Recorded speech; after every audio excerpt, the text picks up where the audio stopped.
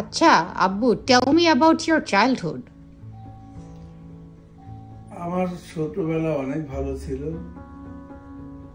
শিশুকাল থেকে আজ অবধি এমনি করে তো বড় হলাম।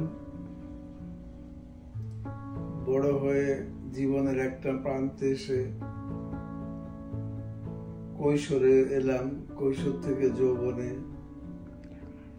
তারপরে বর্তমানে জীবনের অপরাহ্ন বেলায় দাঁড়াইয়া এই শরৎ বাবুর ভাষাই বলি, ইহাকে একটু অধ্যায় বলিতে বসি, আজ কত কথাই না মনে পড়িতেছে। যাকে সেসব কথা জীবনের চড়াই উতরায় থাকি। আল্লাহ তাআলা আমাকে একটা সুখী সংসার দিয়েছেন, স্ত্রী ছেলে মেয়ে নিয়ে দিন চলে যাচ্ছে। ছেলে মেয়ে দুটো উচ্চশিক্ষা লাভ করেছে, আলহামদুলিল্লাহ। তারা ভালো চাকরি করে, আলহামদুলিল্লাহ। জীবনের টানে, জীবিকার জন্য না হলে জীবনের টানে মেয়ের আগ্রহে আমার আর আমার স্ত্রী কানাডাতে পিয়ার হয়েছে। এনিওয়েজ, তারপরে চলতে চলতে জীবনটা এত দূর এলো। মেয়ের অতি আগ্রহের কারণে মাশাআল্লাহ আমাদের দুজনের পিয়ার হলো। আমরা এলাম এখানে। তারপরে ঢাকাতেও একটা পিছুটান রয়েছে, ঘর বাড়ি, ব্যবসা বাণিজ্য, টুকটাক যেটাই হোক, ওটা একটা অনেক বড় পিছুটান।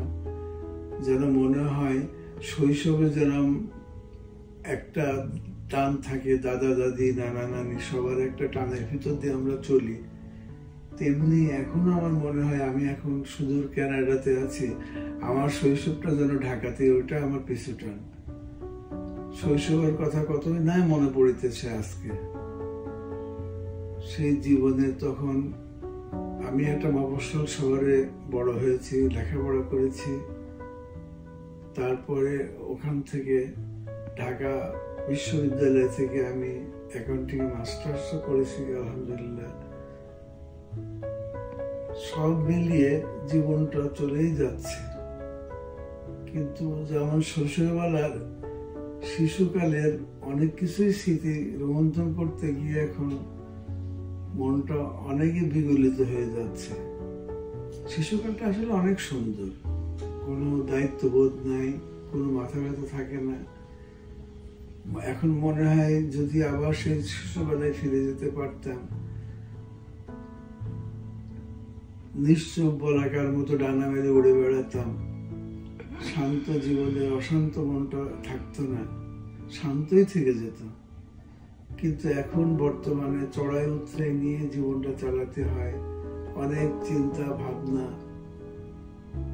ভবিষ্যৎ, অনাগত ভবিষ্যৎ। গতকাল বাদই দিলাম, কিন্তু অনাগত ভবিষ্যতের কথা চিন্তাই করতে হয়। তা না করলে আমরা চলবো কি করে?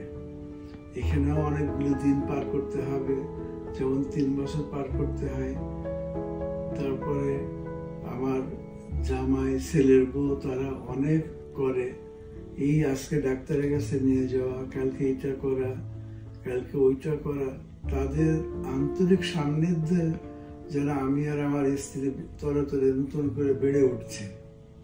জীবনটা যেন এখান থেকে নতুন করে শুরু হচ্ছে।